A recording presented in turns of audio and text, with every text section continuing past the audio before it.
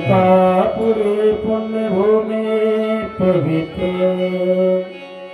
येथे नांदतो श्री ज्ञानराज सुपात्र भयात विपागड पुण्यराशी नमस्कार माझा सद्गुरू ज्ञानेश्वरासी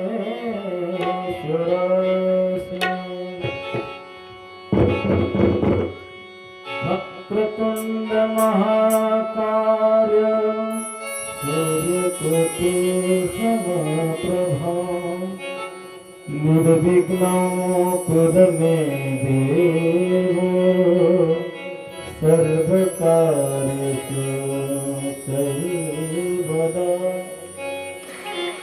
गुरुर्ब्रह्मा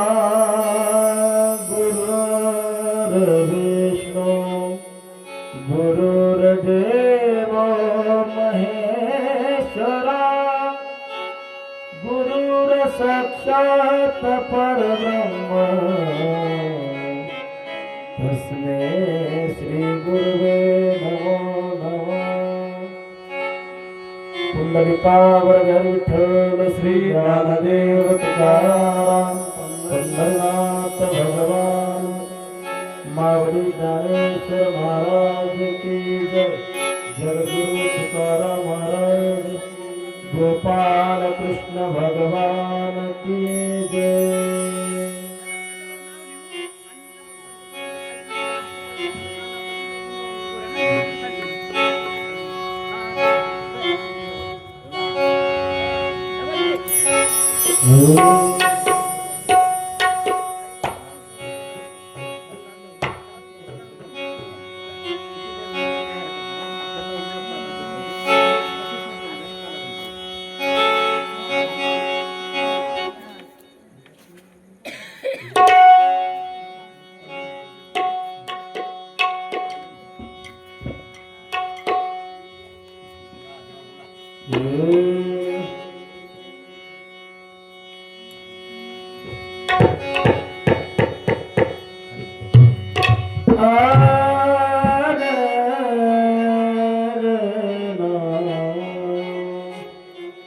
हरि जय जय राम कृष्ण हरि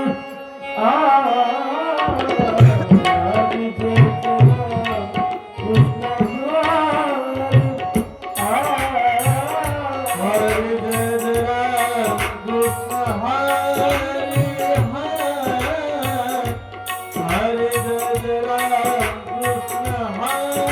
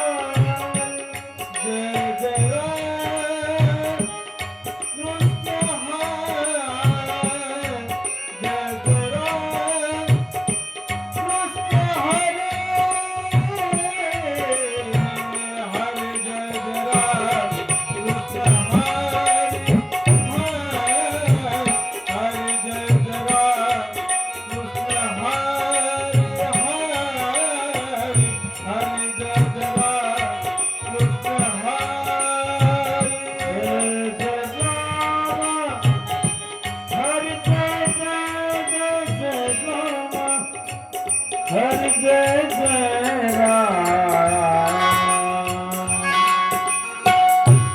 राम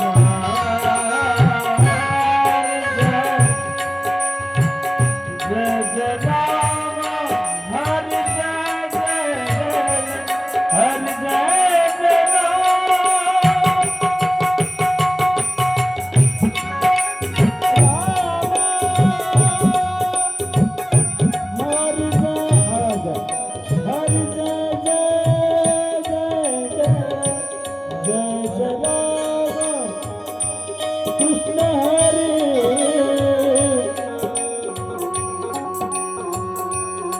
जय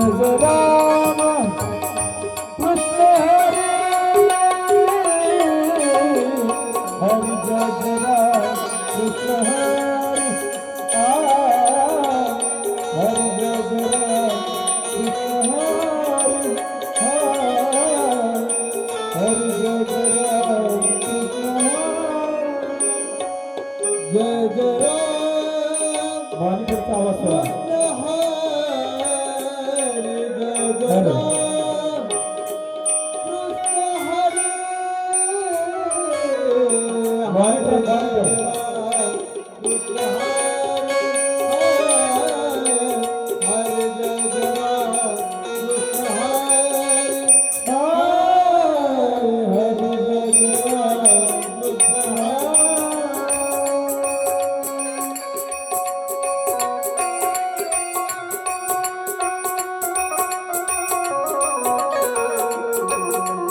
Hadi.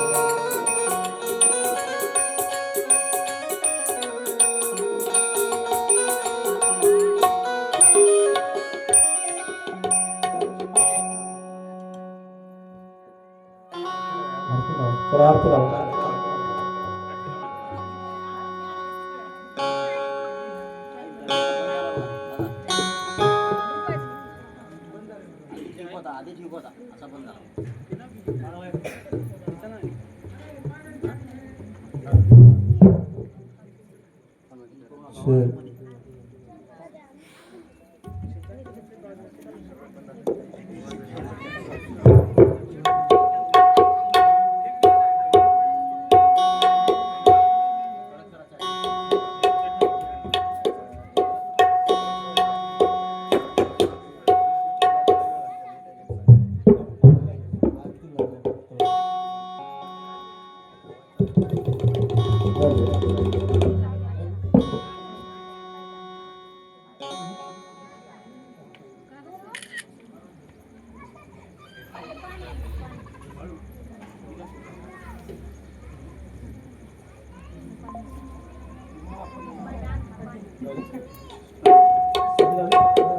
सुख करता दुख हरता हरता विघ्नाची हो हरता विघ्नाची कृपा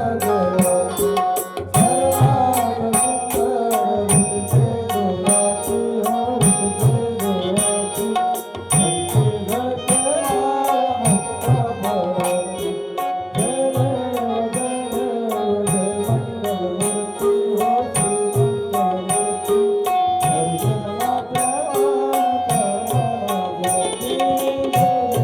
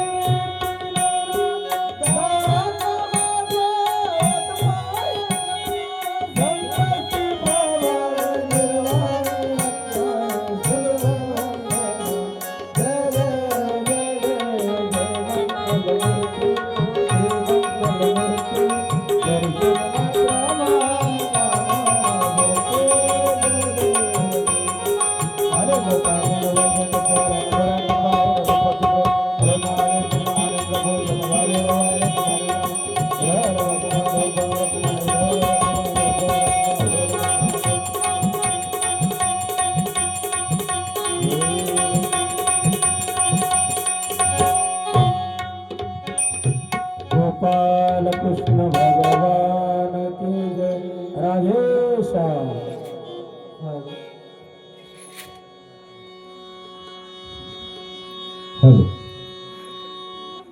हॅलो भैया त्याचा बेस कमी कर. पूर्ण पूर्ण बेस कमी कर. हॅलो आवाज वाढव. हॅलो हॅलो बेस पूर्ण बंद केलास. आता थोडासा इको दे त्याला.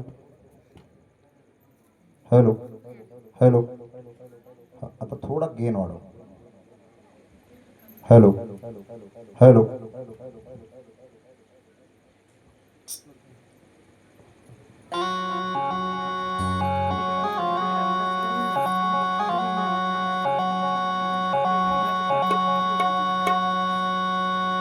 श्री गणेशाय नमः.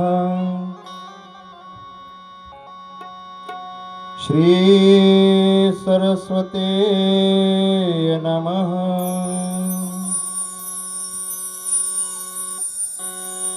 हरि ओम नमो भगवते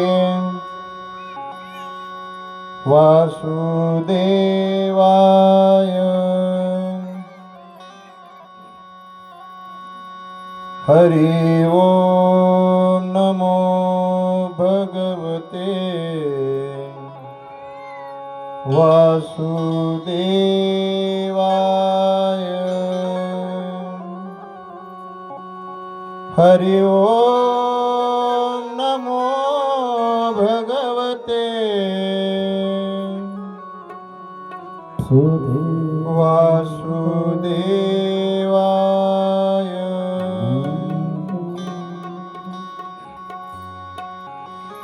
वंशे विभूषितकरा नवनीरदाभा पीताम्बरादरुणबिम्बफलादरोष्टा पूर्णेन्दुसुन्दरमुखादरविन्दनेत्रा कृष्णात्परं किमपि तत्त्वमहं न जाने. वक्रतुण्डमहाकाय सूर्यकोटिसमप्रभ निर्विघ्नं कुरु मे देव सर्वकार्येषु सर्वदा. सच्चिदानन्दरूपाय विश्वोत्पत्त्यादिहेतवे तापत्रये विनाशाय श्रीकृष्णाय वयं नुमः. वासनात् वसुदेवस्य वासितं भुवनत्रयं सर्वभूतनिवासोऽसि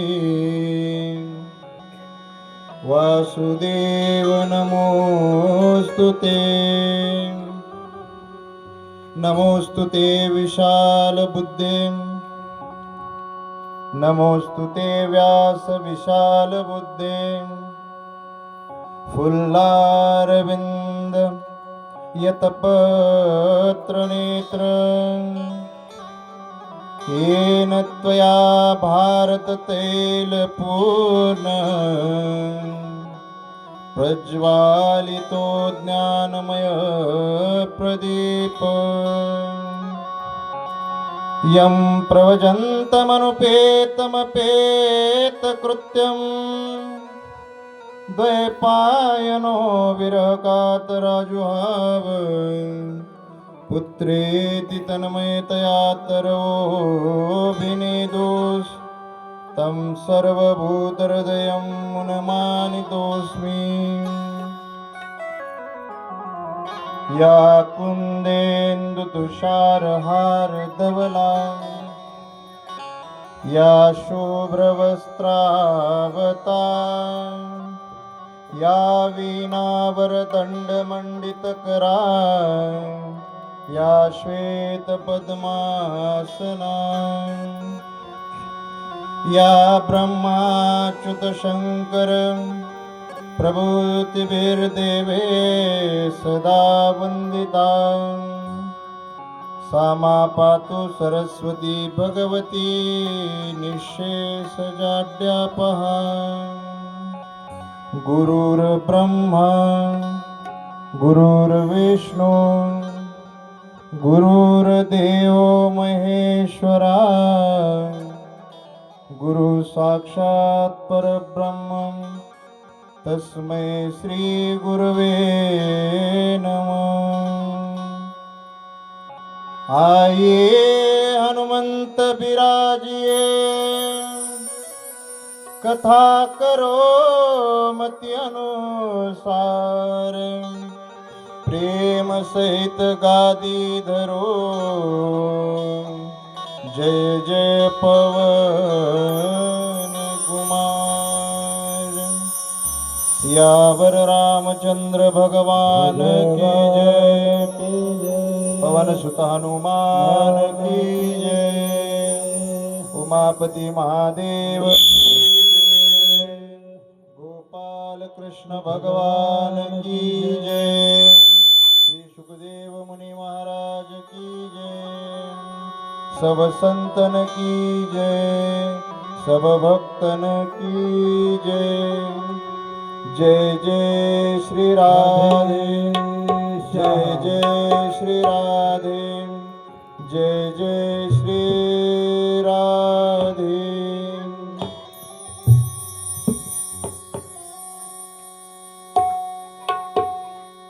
झालं का विषय प्रश्न पूर्ण आता? इको वाढवा अजून थोडा, वाढवा. हॅलो हॅलो, आता तुम्ही निवांत बसा, कथा होईपर्यंत कोणत्याच माईकला डिस्टर्ब करू नका.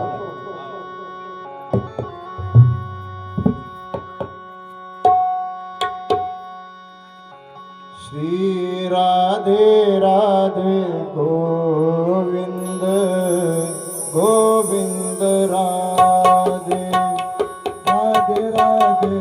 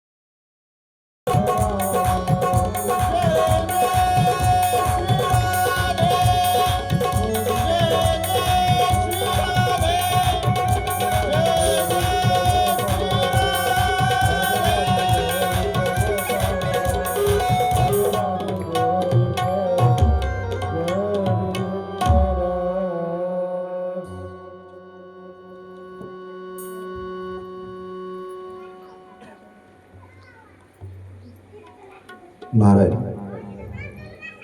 नारायण नारायण.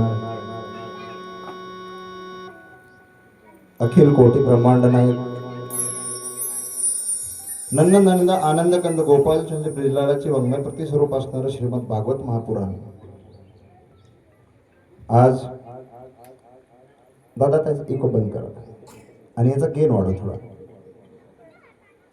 नांदेड जिल्ह्यातील कल्लाळी या नगरी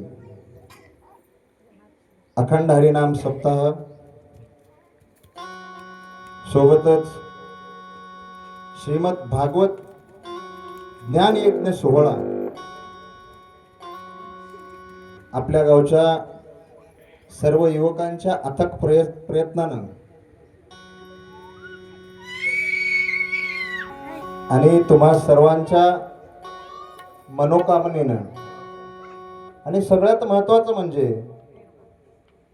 त्या परमपिता परमेश्वराच्या आशीर्वादानं आपल्या गावामध्ये आजपासून 7 दिवस ही कथा चालणार आहे. मी जास्त वेळ घेणार नाही तुमच्या परिवाराला, कारण का माझ्या लक्षात आलं पहिलेच तुम्ही 2 वाजल्यापासून बसलेले आहात हे की नाही, आणि 1-1.5 घंटा काहीतरी थोडासा उशीर झाला मला यायला, आणि त्यात आमचे दादा नांदेडहून येत होते त्याच्यामुळे बस थोडंसं लेट झाली. आणि सगळ्यात महत्त्वाची गोष्ट म्हणजे आज या जगाच्या मालकाचा जन्मदिवस आहे, बरोबर आहे ना. मग त्याच्यामुळं थोडंसं प्रत्येक ठिकाणी कीर्तन कार्यक्रम करून त्यांना तिकडचे कार्यक्रम करून ह्या कार्यक्रमाला यायला वेळ झाला. आमच्या सगळ्या सहकार्यांकडून, आमच्या संगीत साथी जे काही आमचे मित्रमंडळी आहेत सगळ्यांकडून आणि माझ्याकडून स्वतः सगळ्यांची माफी मागतो मी. थोडं मजामुळे तुम्हाला त्रास झाला बरं.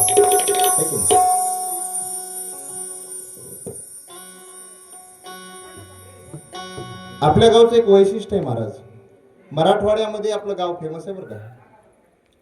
आपलं गाव पूर्ण मराठवाड्यामध्ये नावलौकिक झालेलं आहे आणि मागच्या वर्षीपासून त्याला सापडलेलं आहे. पहिलं कारण असं आहे की आपलं गाव स्वतंत्र सैनिकाचं गाव, आणि मला या गोष्टीची जाण यासाठी आहे, हे माझ्या आत्याचंही गाव आहे हे की नाही. तर आपलं गाव आणि त्यासोबतच मागच्या वर्षीपासून परमार्थामध्ये एक आपल्या गावाने जिल्ह्यात तर एक वेगळी छाप सोडूनच टाकलेली महाराज.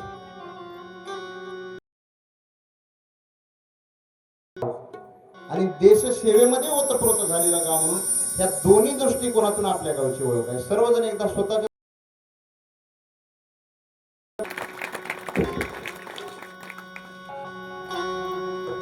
तुम्ही सगळे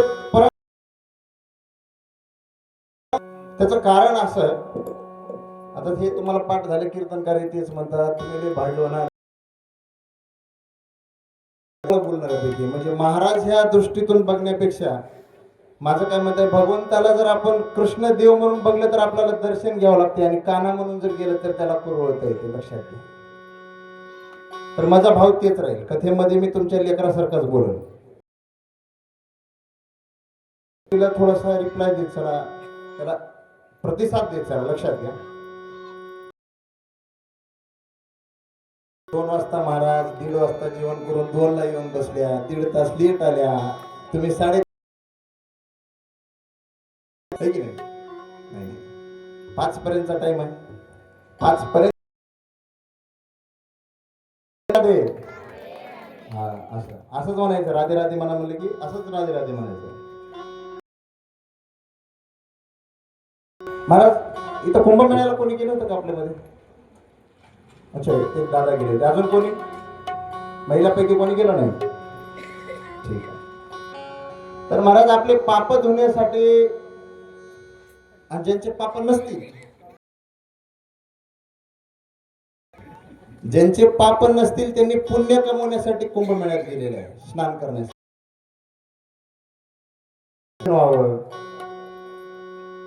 त्यांचा आशीर्वाद आपल्याला भेटावा हा उद्देश आपल्या डोळ्यासमोर घेऊन इथून 1300 किलोमीटर जाऊन तिथून परत 1300 किलोमीटर म्हणजे 2600 म्हणजे जवळपास 3000 किलोमीटरचा प्रवास आपले लोक केलेले आहेत. यावर्षी 144 म्हणजे महाकुंभ होता. पण तुमचं परम भाग्य बघा महाराज, भागवताची कथा आहे आणि ही संधी तुम्हाला पण आहे. या कथेत बसणारा प्रत्येक माणूस तेवढाच भाग्यवान आहे ज्यानं त्या प्रयागराजच्या त्रिवेणी संगमावर ज्यांनी स्नान केले तेवढं पुण्य तुम्हाला या कथेत बसून या मंडपात बसून प्राप्त होणार आहे. लक्षात घ्या. त्याच्यामुळं इथून पुढे 7 दिवस आता थोडासा उन्हाचा त्रास होणार आहे, मी समजू शकतो. आता त्यांनी म्हणले होते माझ्यासाठी कूलर लावतो, मी म्हणलं माझं लावू नका, पहिले ह्यांचं लावा कूलर. म्हणजे सांगायचं काय तर 7 दिवस तुम्हाला जेवढी गरमी होईल तेवढीच मलाही होईल. त्याच्यामुळं 7 दिवस इथून पुढे कोणीही जेवढे आले तेवढे येत राहा, बाकीचे येत राहतात महाराज. कथेमध्ये आपल्याला प्रत्येकाला प्रत्येकाच्या भावानुसार भगवंताला मानण्याच्या, भगवंतावर आपली किती निष्ठा आहे, किती श्रद्धा आहे याच्यानुसार सुद्धा आपल्याला पुण्याची प्राप्ती होत असते. त्यामुळे सर्वांनी इथून पुढे 7 दिवस निश्चित 2 ते 2 वाजता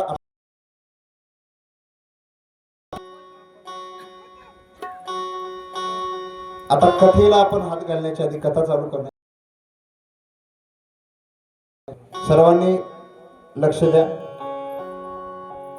पहिली गोष्ट अशी की 7 दिवस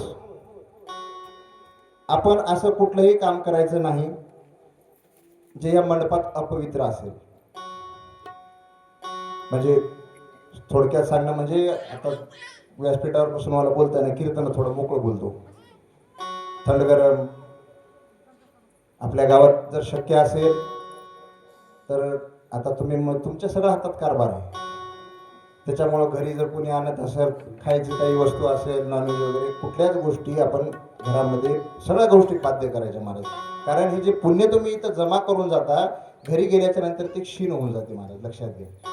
त्याच्यामुळं शक्यतो तर त्या गोष्टी करायलाच नाही पाहिजे. पण आता ऐकतच नसेल तर ह्या कमीत कमी 7 दिवस तरी आपण पाळायच्या. दररोज नाम जप करा 7 दिवस. जास्त नाही, जेवढं होईल तेवढं करा. 1 माळ 2 माळ जेवढं तुम्हाला करायची इच्छा असेल तेवढं करा. कारण नाम जप सुद्धा खूप महत्वाचा आहे. आणि तिसरी गोष्ट, भगवंतावर जेवढा भाव ठेवता येईल, जेवढी श्रद्धा ठेवता येईल तेवढी ठेवा. आणि आयोजक मंडळीला एक विनंती आहे, उद्या साऊंड सिस्टमचं नियोजन काय करते ते थोडंसं बघा. कारण का थोडंसं साऊंडचं उद्या व्यवस्था काय करता येईल तुम्हाला थोडं लक्ष द्या. कथेला आता सुरुवात करू महाराज. आपण जास्त वेळ घेणार नाही तुमचा, आपल्याला आधीच वेळ कमी आहे. बोला राधे राधे.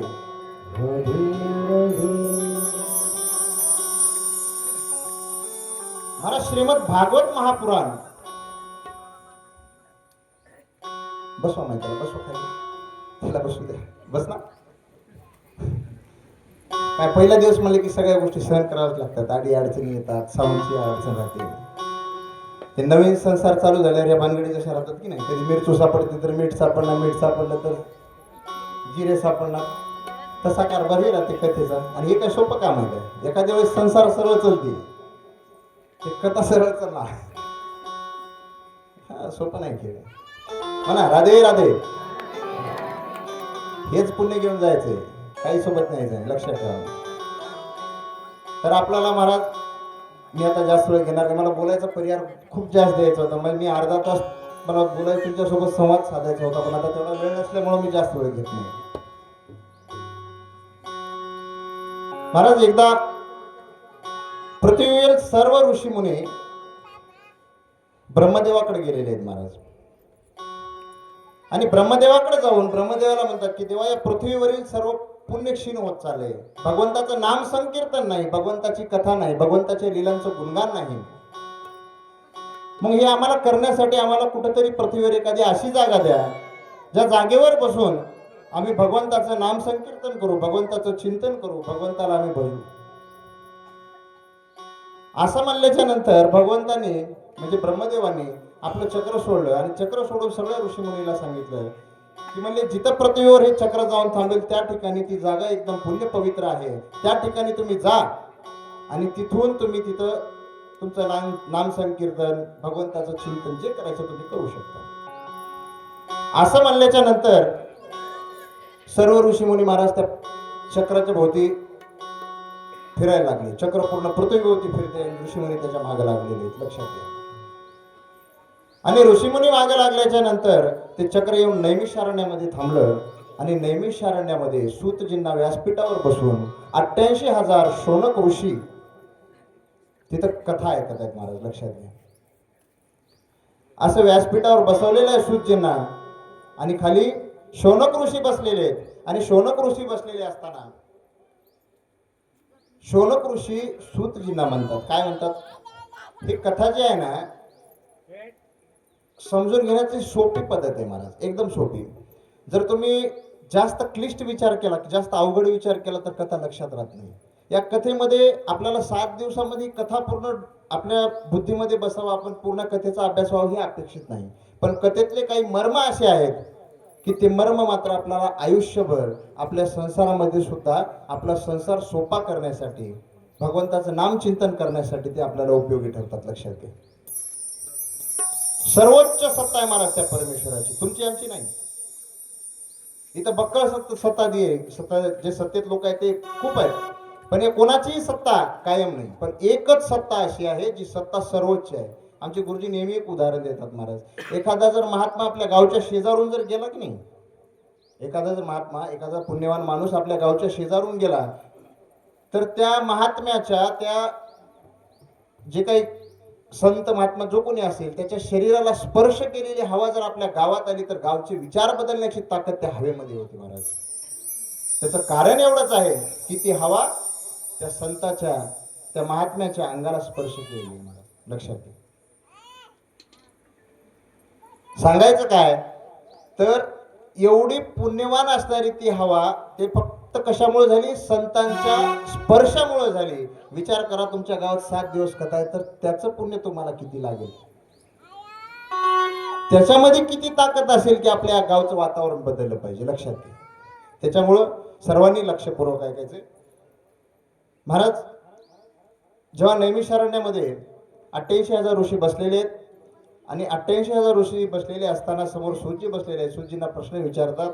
ऋषीमुनी म्हणतात की बाबा सूत महोदय, तुम्ही काय करा, आम्हाला एक अशी कथा सांगा जी आमच्या कानाला तृप्त करेल, या भवसागरामध्ये मुक्त करेल. मग असं सांगितल्यानंतर सूतजी सांगतात की ठीक आहे, काही अडचण नाही, मी तुम्हाला ती कथा सांगतो महाराज. मग ती कथा कोणती आहे तर ती कथा श्रीमद भागवताची आहे महाराज. बोला जय जय श्री राधेश्याम. असं नाही, जय जय श्री राधे असं आहे की नाही, आनंद आला पाहिजे म्हणताना सुद्धा, लक्षात घ्या. मग जेव्हा सूतजी कथा सांगायला चालू करतात, सूतजी सांगतात, काल व्याल मुख ग्रास त्रास निर्नास हेतवे श्रीमतं भागवतं शास्त्रं कलोकिरेन भाषितम्. सूची सांगतात महाराज की ह्या पूर्ण जे मनुष्य रूप आहे, जे मनुष्य आहेत ना, यांना हे काळ जो आहे तो ग्रासच चाललेला आहे, त्यांना त्रास देतोय. हा हे जे काही त्रास आहे, काळ जे काही तुम्हाला त्रास देतो, हा त्रास दूर व्हावा यासाठी एकच आहे म्हणले कथा, कोणती, श्रीमद भागवत महापुराण. मग असं सांगल्याच्या नंतर पुढे सूजी सांगायला लागले की ज्या वेळेस राजा परीक्षिताला शौनक ऋषींनी, आपल्या शुकदेवांनी जी कथा सांगायला चालू केलेली आहे, जेव्हा आपला राजा परीक्षिताला, तिला शांत बसवावं, बोला राधे राधे, त्या लेकराला शांत बसवावं. राजा परीक्षिताला महाराज शुकदेव कथा सांगतायत, हे ऐकल्याच्या नंतर साक्षात भगवंत कोण, स्वर्गातून देव खाली आले, हातात अमृताचा कलश आहे आणि येऊन शुकदेवांना म्हणतात की देवा तुम्ही काय करा, या अमृताचे 2 थेंब परीक्षित राजाला पाजवा.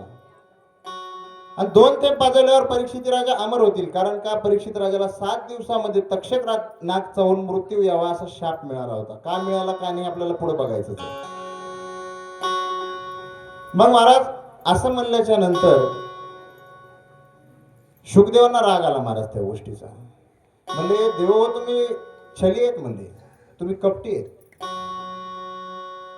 कारण तुमचं जे अमृत आहे, अमृत कलश जे आहे ना, ते काचेच्या तुकड्यासारखं आहे. म्हणजे कशासारखं आहे? काचेच्या तुकड्यासारखं.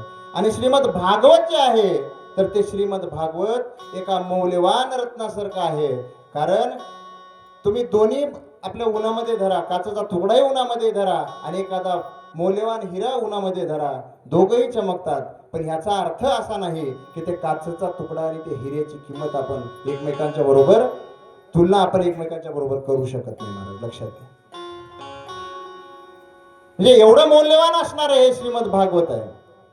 त्याच्यानंतर ब्रह्मदेवाला जेव्हा ही गोष्ट कळाली की म्हणले राजा परीक्षिताला श्रीमद भागवत ऐकून 7 दिवसामध्ये मोक्षाची प्राप्ती झालेली आहे असं म्हणल्याच्या नंतर ब्रह्मदेवानं काय केलं, म्हणले भागवतामध्ये ताकद काय आहे हे जाणून घेण्यासाठी एका तराजूच्या एका पारड्यामध्ये श्रीमद भागवत ग्रंथ ठेवला महाराज. आणि दुसऱ्या पारड्यामध्ये या जगातील जेवढ्या मौल्यवान वस्तू आहेत सर्व मौल्यवान वस्तू ठेवल्या.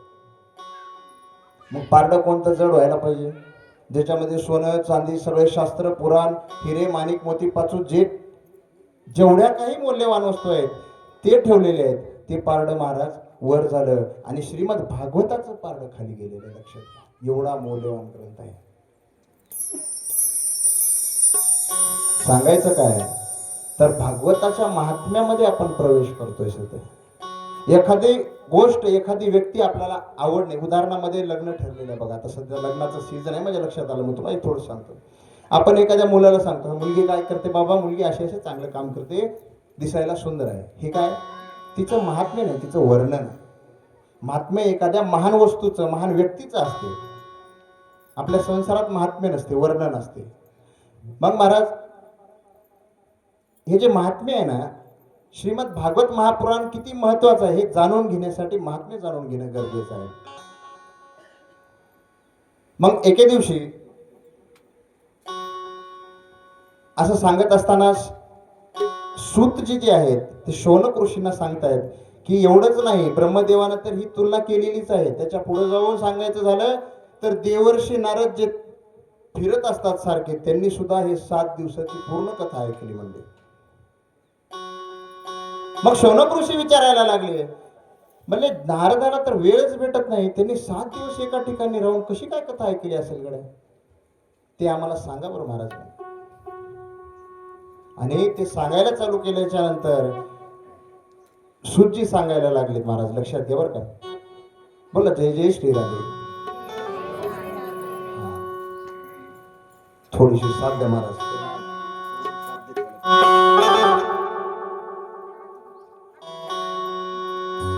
मग महाराज राधे राधे.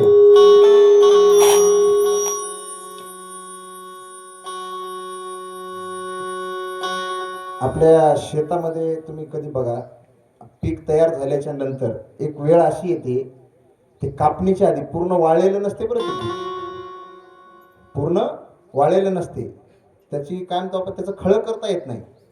पण ते पीक पूर्ण म्हणजे वाळ्यास जवळपास 70-80% वाळलेलं राहते. कसं राहते ते पीक, असं दिसायला तर असंच राहते, पण असं हे सगळे तसे दिसायला महाराज, है की नाही. इथं फक्त तुमचा भाव पाहिजे महाराज, लक्षात घ्या.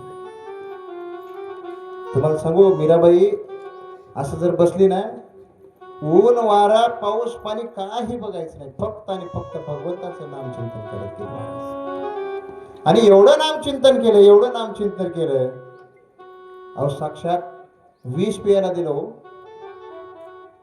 विष पियाला दिलं, विष न बघता भगवंताला समर्पित केलं. म्हणलं देवा तू पाठवलेलं, काही टेन्शन नाही. म्हणजे अमृत झालं महाराज विषयाचं. विष का प्याला राणा जी ने भेजा, गावत मीरा हासी पग घुंघरू बांध मीरा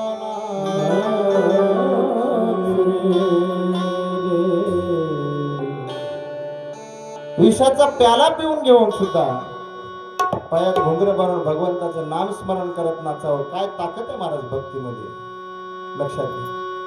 असं जर तुम्ही कोमजलेले बसले तर काही फायदा नाही. इथं भाव पाहिजे, इथं निष्ठा पाहिजे.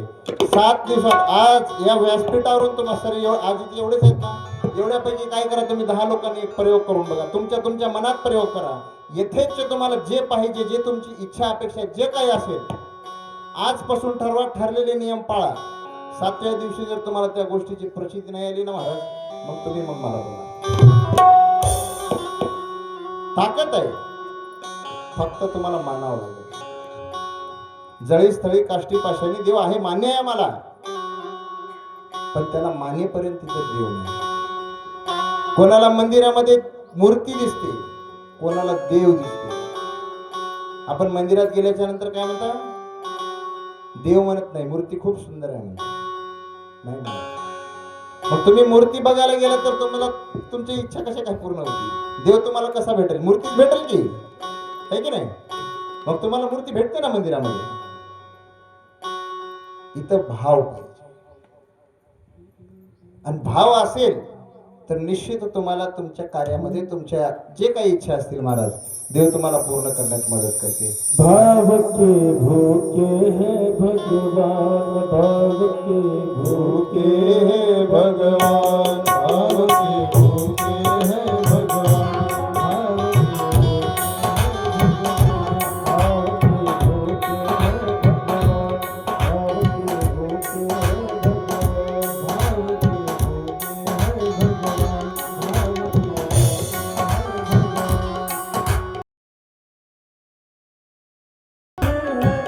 भाव नहीं तो कुछ भी नहीं है.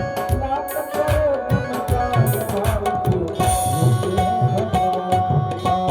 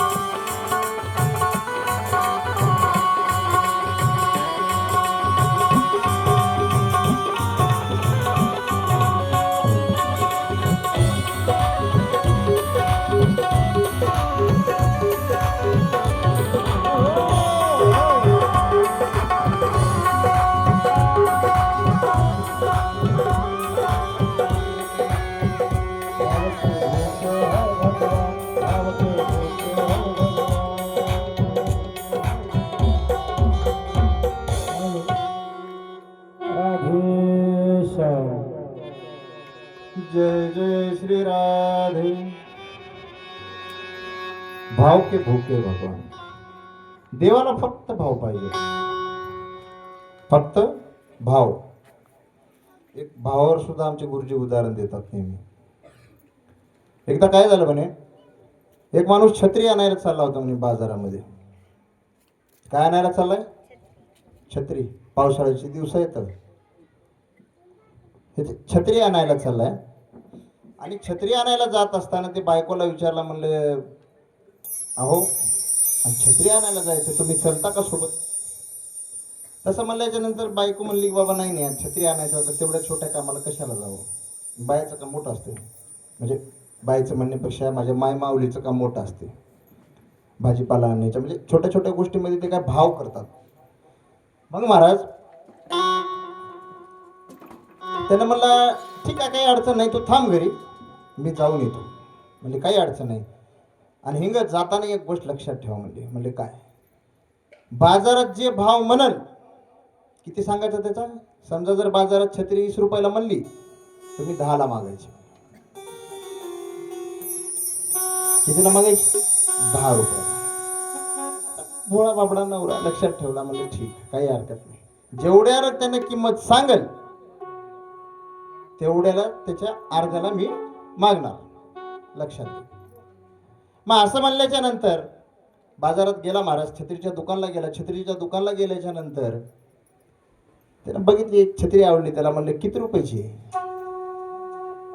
त्याने सांगितलं, म्हणले 100 रुपये. कोण? दुकानदार सांगला. मग दुकानदाराने 100 रुपये म्हणल्यावर ह्याने किती म्हणला असेल? 50. हे काय झाला? भाव झाला. पण ह्याला याच्या बायकोनं सांगलं होतं की दुकानदार जेवढं म्हणल त्याच्या अर्धे म्हणायचे. म्हणजे ठीक आहे, काही हरकत नाही. त्याने म्हणला नाही हो, नको. निघू लागला वापस. दुकानदार म्हणला जाऊ द्या, कशाला जाता वापस, सकाळ सकाळची वेळ आहे भवनीची, तुम्ही काय करा 90 रुपयाला घेऊन जा. झाला भाव. मग ह्यानं काय म्हणला महाराज माहिती आहे काय? 45ला देता का? बायकोनं काय सांगली होती? अर्धा भाव करायचा, है की नाही? मग असं म्हणल्यावर दुकानदार म्हणला, पहिलं 50 म्हणलं होतं, आता 45 म्हणाले. काही भानगड त्याच्या लक्षात आली नाही. मग पुढे थोड्या वेळाच्या नंतर अजून त्यानं काही म्हणला नको नको म्हणलं, वापस जाऊ लागला महाराज. कारण 45ला त्यानं काही देणार नव्हता छत्री. मग असं म्हणल्यावर ते दुकानदार म्हणला जाऊ द्या, तुमचं बी नका माझं बी नका, काहीतरी कमी जास्त करून घेऊन टाका. त्याने म्हणला कितीला द्यावं? कितीला देता? बरं ना मला जाऊ द्या, आता लई जास्त भाव करणं, 80 रुपयाला देऊन टाकून द्या म्हणला. बस झालं म्हणला. त्यानं म्हणला महाराज 40ला देता का सांगा? मग त्याला छत्री भेटेल का असं? हा महाराज, जर छत्रीचा भाव करता येत नसेल तर छत्री भेटत नाही. मग देवाला जर भाव नसेल तर देव कसा भेटेल? हा देवाला जर तुमच्या मनामध्ये देवाबद्दल निष्ठा नसेल, श्रद्धा नसेल, विश्वास नसेल, तर देव तुम्हाला कसा भेटेल?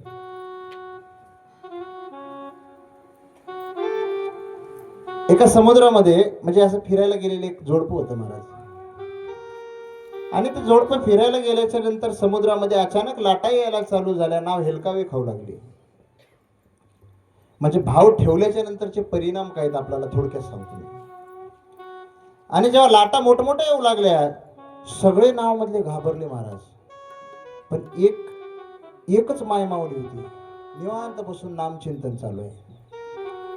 तिचा नवरा समोर बसलाय, भीतीने थरथर कापालाय महाराज.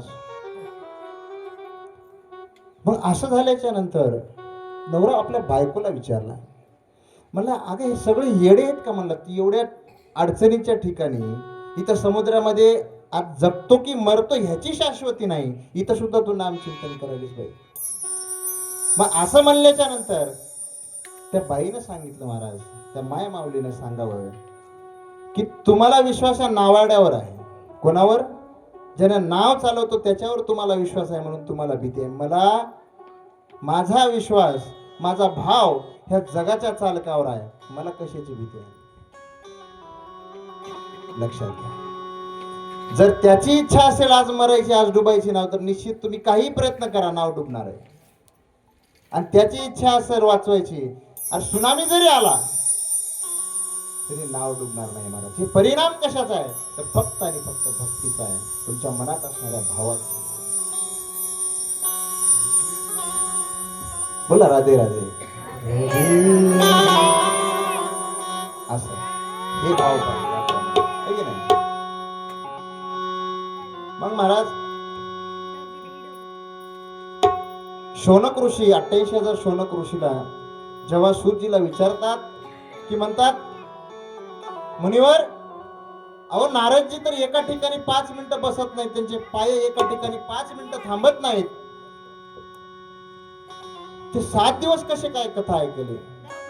असं म्हणल्याच्या नंतर सूतजी सांगायला लागले महाराज एकदा काय झालं म्हणे, सनक सनातन शौनकादिक ऋषी सनक सनातन सनंदन आणि सनत कुमार ब्रह्मदेवाचे मानसपुत्र आहेत 4. अफाट ज्ञान, वय अफाट असते पण त्यांचं वय वाढत नाही महाराज. ते एकदा केदार बद्रीला होते आणि ते येत असताना असं समोर नारदजी दिसले महाराज त्यांना. आणि नारदजीच्या चेहऱ्याकडे पाहिलं त्यांनी. नारदजीच्या चेहऱ्याकडे पाहिल्याच्या नंतर शौनकादिक ऋषीने विचारावं, म्हणजे नारदजी अहो एखाद्या संसारिक व्यक्तीचा संसारिक माणसाचं धन चोरून न्यावं आणि त्यावेळेस जसा त्याचा चेहरा होतो त्यावेळेस जेवढं दुःख त्याच्या मनामध्ये ते होते ते त्याच्या चेहऱ्यावर दिसतं, तसं दुःख आज तुमच्या चेहऱ्यावर आहे. म्हणजे काय झालं, काय अडचण आहे. नारदजी सांगायला लागले महाराज. नारदजी म्हणले देवा म्हणले मुनिवर असं काही नाही, मी पृथ्वी सर्व सुंदर आहे हा विचार करून पृथ्वीवर मी प्रदक्षिणेसाठी आलो, म्हणजे तीर्थयात्रेसाठी आलो. श्रीरंगम सेतुबंधम अशा अनेक तीर्थयात्रेत मी तीर्थक्षेत्रावर गेलेलो आहे. तिथे गेल्याच्या नंतर मला एक गोष्ट लक्षात आली. म्हणजे कोणती, की आता मला तिथं कुठंच समाधान लाभलं नाही मनाला. म्हणजे कसं का, काय झालं, काय अडचण. म्हणजे पूर्वी जसं भगवंताचं नाम चिंतन होतं, भगवंतावर जेवढा विश्वास होता आता तेवढा लोकांमध्ये राहिला नाही. आता लोक उदरभरणासाठी भगवंताचा सहारा घेतात महाराज, देवाचा सहारा घेतात आणि स्वतःचं पोट भरवण्यासाठी ब्राह्मण सुद्धा पैसे घेऊन वेदाचं अध्ययन करू लागलेले आहेत, वेद शिकवत आहेत. असं म्हणल्याच्या नंतर शौनकादिक ऋषी ऐकू लागले आणि नारदजी पुढे सांगायला लागले.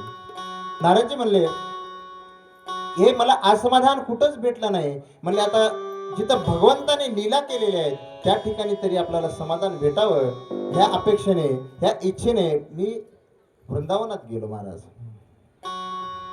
वृंदावनात गेल्याच्या नंतर मी यमुनेच्या किनाऱ्यावर एक दृश्य पाहिलं. म्हणजे कोणतं दृश्य पाहिलं मुनिवर, मी जेव्हा त्या वृंदावनामध्ये यमुनेच्या किनाऱ्यावर गेलेलो आहे त्या किनाऱ्यावर एक युवती होती म्हणे, युवती, आणि तिच्या मांडीवर 2 वृद्ध झोपलेले आहेत. एक युवती किनाऱ्यावर बसलेली आहे, तिच्या मांडीवर 2 वृद्ध झोपलेले आहेत आणि काही बाया तिला बाजूने पंख्याने हवा घालतात. असं म्हणल्याच्या नंतर मला आश्चर्य वाटलं, म्हणे ती कोण युवती असेल, हा प्रकार काय आहे. मग हे आपले नारदजी जवळ गेले महाराज आणि त्या युवतीला जाऊन विचारले. म्हणले बाळा, जसंही त्या युवतीच्या जवळ गेले त्या युवतीने हाक मारली महाराज. कोणाला? नारदजीला. बो बो साधू क्षणम तिष्ठा मचिंता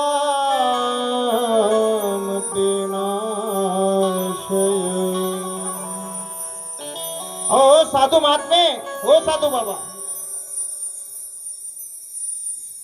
माझ्या चिंतेला थोडस दूर करावं. मला जी चिंता आहे, मला जी समस्या आहे, मला जी अडचण आहे, अनेक जन्माचं पुण्य असेल तर तुमच्यासारख्या संतांचं महंतांचं आम्हाला दर्शन होतं. आणि तुम्ही काय करा, थोडस माझ्या समस्येला थोडस दूर करा. असं म्हणल्याच्या नंतर नारदजी त्या युवतीला विचारले, महाराज तू कोण आहेस बेटा, कुठून आलेली आहेस. युवती सांगायला लागली महाराज, उत्पन्ना द्रविडे. बाबा माझी जी उत्पत्ती आहे ती द्रविड देशात झालेली आहे. महाराष्ट्रात मला यथोचित सन्मान मिळाला आहे. पण पुढे गेल्याच्या नंतर बोला राधे राधे. मग पुढे गेल्याच्या नंतर महाराज मला माझ्या दोन्ही पुत्रांना जर्जरत्व आलं. हे दोन मांडीवर जे आहेत ना, हे दोन माझे पुत्र आहेत बाबा. आणि मी भक्ती आहे, याचं नाव ज्ञान आहे, आणि एकाचं नाव वैराग्य आहे, आणि माझं नाव भक्ती आहे. मग हे हवा घालणाऱ्या जे आहेत ना, सर्व नद्या आहेत, हातात पंख घेऊन मला हवा घालायला लागलेत, वारं घालायला लागलेत महाराज. नाराजची चिंता दूर झाली महाराज. एक युवती 15-20 वर्षाची मुलगी आणि तिचे 2 लेकर 85-90 वर्षाची म्हातारी. हा काय प्रकार आहे? हे विचार करून नारदजींना आपल्या दृष्टीने थोडस पाहिलं महाराज. तेव्हा नारदजीच्या लक्षात आलं की वृंदावनामध्ये भक्ती नाच करते महाराज. भक्ती वृंदावनात आहे, भरपूर भक्ती आहे, भक्तीला काही कमी नाही वृंदावनात, पण ज्ञान आणि वैराग्य तिथं नाही. त्याच्यामुळं भक्तीला वृंदावनामध्ये भक्तीचं जर्जरत्व सगळं निघून गेलं, पुनर्सौंदर्य प्राप्त झालं, पण ज्ञान आणि वैराग्याला सौंदर्य प्राप्त झालं. ज्ञान आणि वैराग्य व्रतच राहिली महाराज. कारण वृंदावनामध्ये तुम्ही आता कोणी गेलेलं आहे की तर वृंदावनामध्ये नाही? जात जा महाराज, तीर्थक्षेत्राला जायचं. तुम्ही गेलते का? वा वा वा वा, छान, जायला पाहिजे बरं का. तुम्ही बघा तिथे गेल्याच्या नंतर ना महाराज तुम्हाला रिक्षावाला घंटी वाजवत नाही, राधे बाजू हटो राधे. दुकानात जा तुम्ही, दुकानात गेल्याच्या नंतर किंवा एखाद्या हॉटेलला गेल्याच्या नंतर ते तुम्हाला आपल्या इकडे काका मामा क्या चाहिए राधे आपको,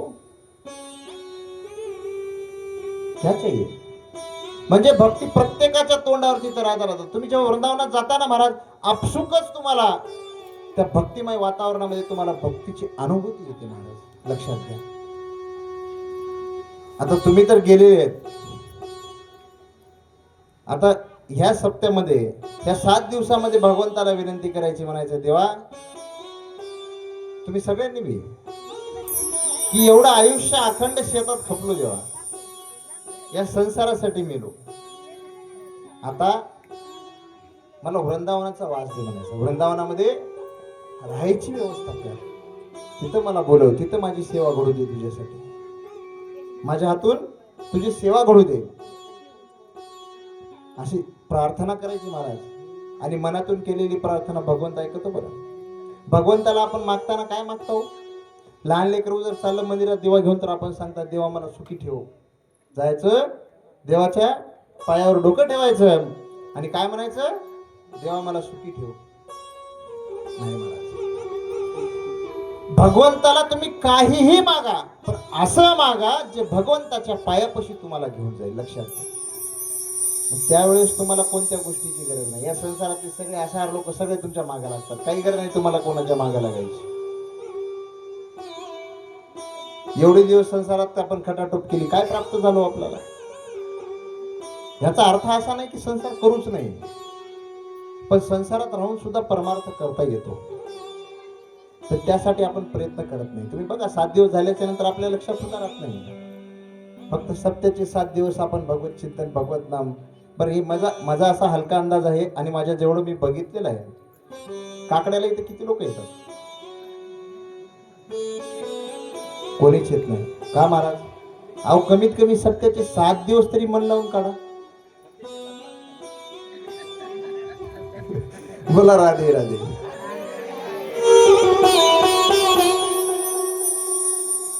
बघा काकानं खरं सांगितलं बरं. हे उत्तर आहे आणि हे मार्मिक उत्तर आहे. लक्षात घ्या. अहो काय येऊ नये काकड्याला? 7 दिवसच आहे ना सप्ताह. आयुष्यभर तर आपण आपली खटाटोप केलेलीच आहे. आयुष्यभर आपण आपल्या लेकरा बाळासाठी झटलेलं, कंबरटे मोडून गेले हो. प्राप्ती कोणत्या गोष्टीची आहे? आपण जर कुठं फिरायला चाललो, तुम्ही मला सांगा, आता इथं सगळे माझे माय मावले बसलेले आहेत.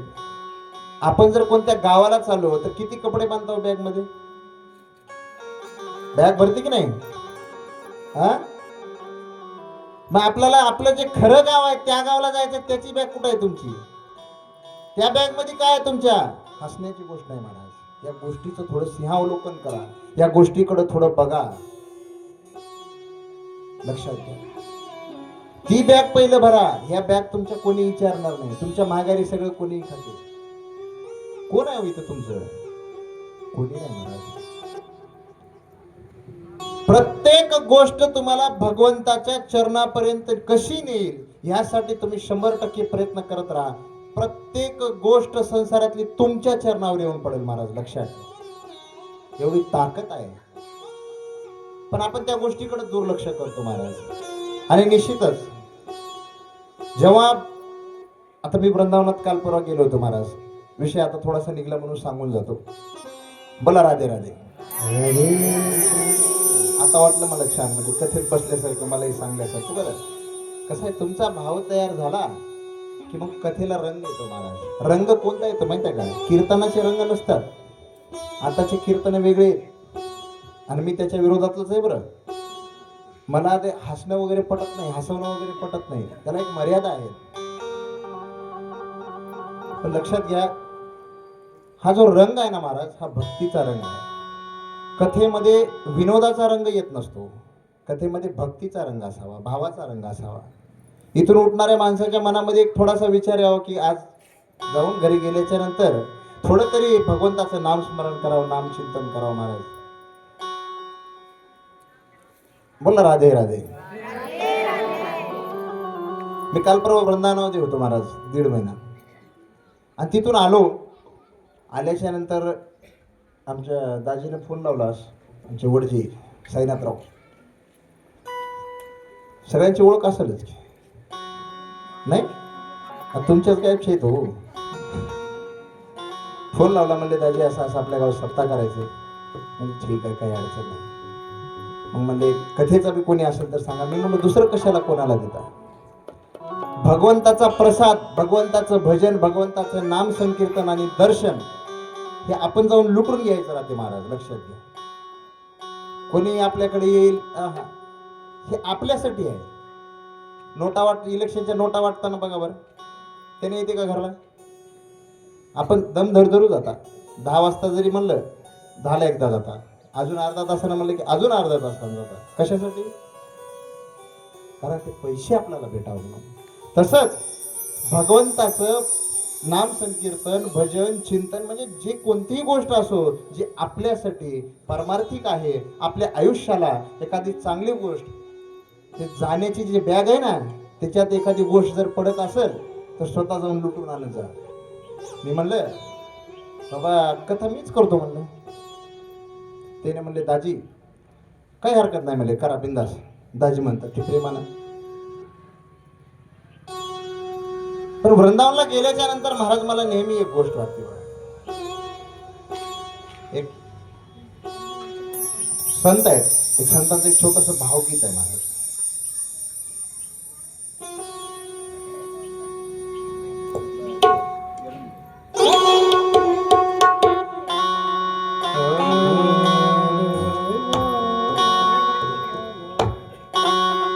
मुझे वृंदावन बसाया. शब्द लक्षात घ्या, हिंदी आहेत. हिंदी कळते ना सगळ्यांना? काय तुम्ही सगळे मालिका बघू बघू हिंदी, आमच्यापेक्षा भाषा तुम्हाला जास्त कळते आहे की नाही? माझा असा निश्चय होता मी कथा हिंदीत करावी, पण आमचे गुरुजी म्हणले तिथं हिंदी कळते की नाही, की तुम्ही हिंदी करून कसं करणार आहे की नाही? आणि खरीच गोष्ट आहे, आपल्या भाषेची गोडी आहे ना ती त्या भाषेत नाही.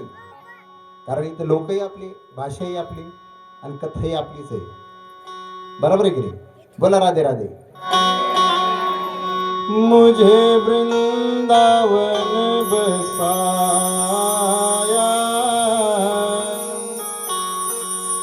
ये कृपा नहीं तो क्या है. मुझे वृंदावन बसाया,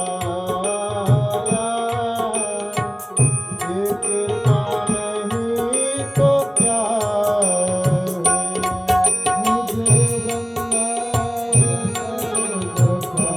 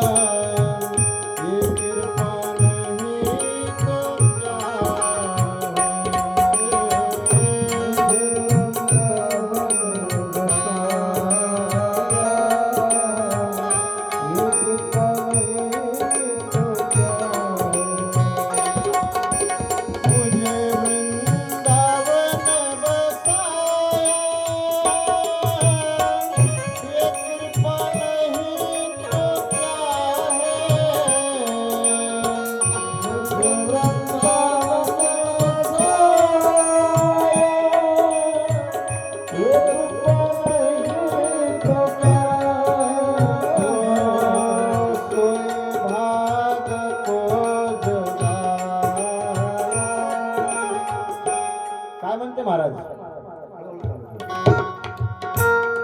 मला वृंदावनामध्ये तिथं ठेवलं महाराज भगवंतानं. कशासाठी? भक्तीसाठी. मी काय तुझी कृपा तर आहे. मी एवढंच केलं का हो? नाही. नशीब झोपलेलं होतं महाराज इकडं संसारामध्ये. त्या झोपलेल्या नशिबाला उठून तिथं नेऊन ठेवलं महाराज. म्हणून तुझे वृंदावन बसा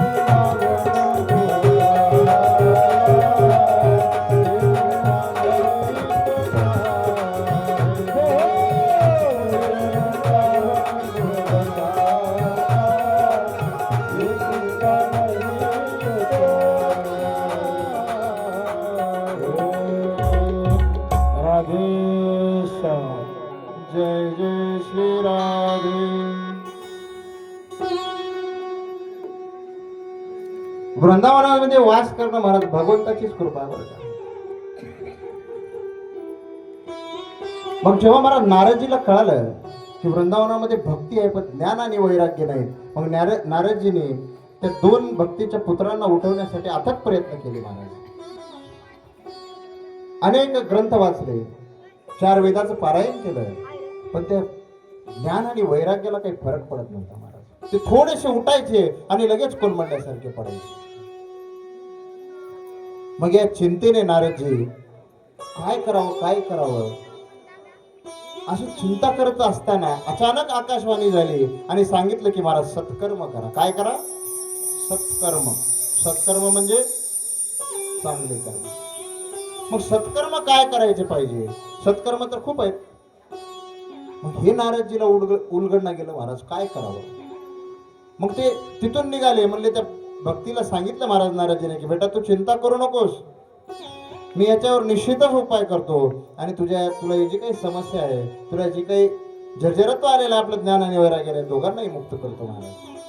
मग नारदजी तिथून निघाले, भेटणाऱ्या प्रत्येक तीर्थस्थळावर गेले आणि तिथे जाऊन तिथले जे ऋषीमुनी आहेत, तिथले जे थोर आहेत, त्यांना जाऊन विचारायचं, म्हणायचं बाबा सत्कर्म म्हणजे काय आणि काय कसं असते महाराज. एखाद्या मोठ्या माणसानं एखाद्या छोट्या महात्म्याला विचार, एखादा संत पुरुष आहे मला येऊन विचारावा, माझं वय किती आहे महाराज, कमी वयाचं आहे मी, आणि ते मला येऊन विचारावं की एखादं चांगलं काम काय, देवाची भक्ती कशी करावी, तर मी सांगू शकेल का हो त्याला? सांगू शकेल का? नाही महाराज. कारण का? ते माझ्या वयाने मोठे आहेत, ज्ञानानं मोठे आहेत, भक्तीनं मोठे आहेत, मी त्यांना कसं काय सांगणार आहे? म्हणजे सूर्याच्या समोर दिवा दाखवल्यासारखा कार्यक्रम. मग नारदजी जेव्हा असं विचारू लागले कोणत्याही महात्म्याला, प्रत्येक महात्मा, काही जण मौन धरायचे महाराज, काही जण म्हणायचे नारदजी तुमच्या एवढा महान ज्ञानी कोण असणार आहे, तुम्हाला जर सत्कर्म कळत नसेल तर मला काय कळणार, असं म्हणल्याच्या नंतर नारदजी चिंतातूर झाले आणि त्यांची भेट कुठं झाली महाराज? बद्रीनाथला आले ते शेवटी. याच प्रश्नाचं उत्तर हुडकत हुडकत ते बद्रीनाथला आले. बद्रीनाथला आल्याच्या नंतर तिथं सनकादिकांनी त्यांना पाहिलं आणि मग विचारलं होतं, काय विचारलं की तुमचं धन चोरीला गेल्यासारखं असं तुम्ही चेहरा करून का फिरताय? कोण विचारलं? सनकादिक विचारले महाराज. कोणाला? नारदजीला. लक्षात घ्या. बोला राधे राधे.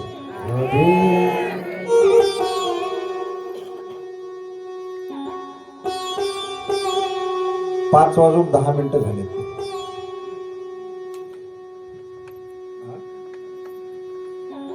घेऊ का 5:30 पर्यंत?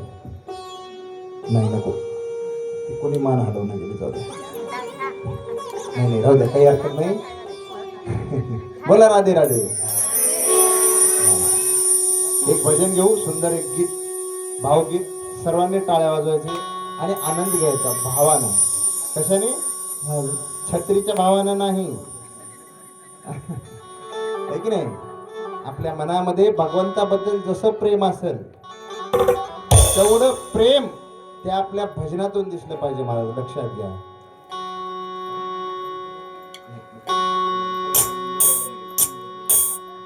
आणि राहिलेली जी कथा आहे, आज महाराज खूप कमी कथा झाली महाराज, त्याच्याबद्दल मी तुमची क्षमा मागितलो, है की नाही? एक भजन घेऊ महाराज सुंदर, आणि त्याच्यानंतर आजच्या कथेला आरती झाली की मग विश्राम देऊ. उद्या ठीक 2 वाजतापासून कथा चालू करायची, कारण आजची कथा पूर्ण बाकी राहिलेली आहे आणि आपल्याकडे दिवस खूप कमी आहेत, है की नाही? आपल्याला खूप सोहळे सुद्धा घ्यायचे आहेत, कार्यक्रम घ्यायचे आहेत. फक्त तुमचा जेवढा प्रतिसाद तेवढा कार्यक्रम. मग तुम्ही 3 तासाचा वेळ आहे ना आपला, 2 तास वाढवून घ्या म्हणशाल महाराज तुम्ही, है की नाही? साक्षात वृंदावन इथं झालं पाहिजे, असं भजन झालं पाहिजे. लक्षात घ्या.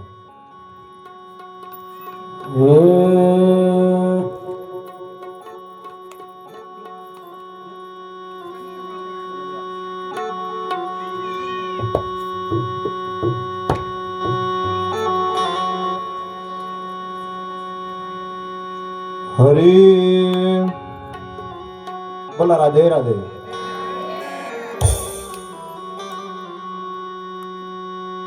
राधे कृष्ण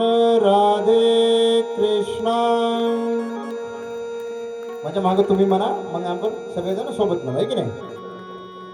राधे कृष्ण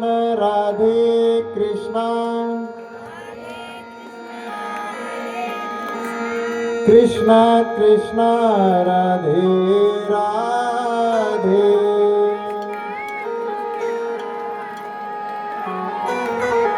तुम्ही म्हणा की नाही, तुम्ही केला इच्छित असं काय करायला?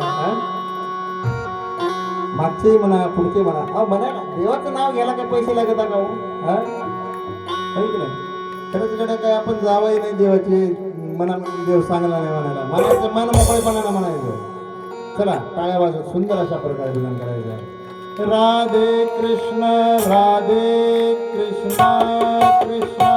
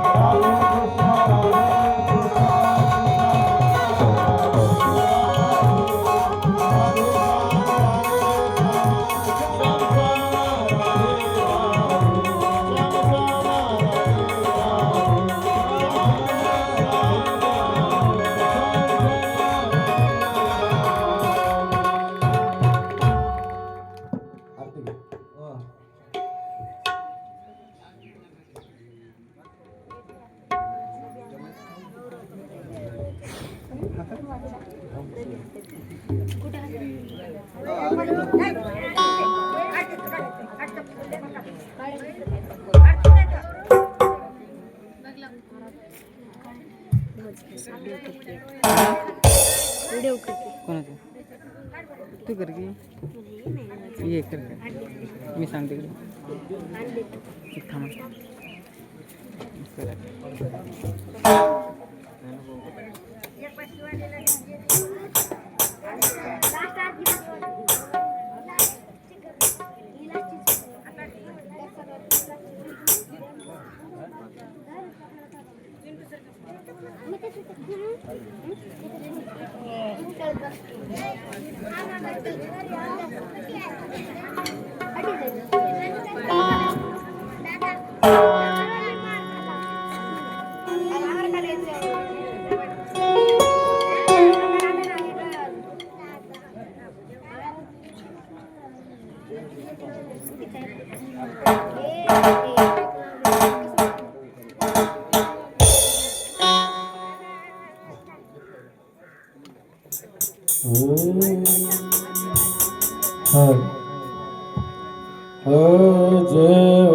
जय श्री भागवत आरती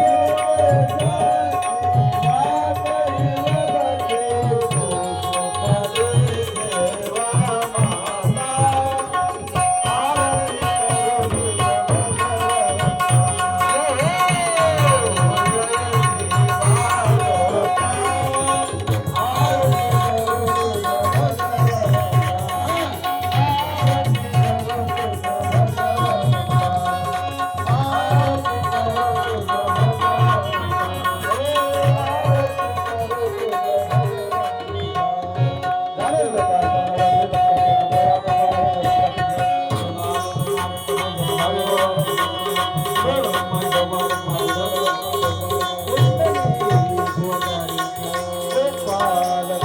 भगवान की जय माऊली ज्ञानेश्वर महाराज की जय जगद्गुरु तुकाराम महाराज सब संतन की जय राधे श्याम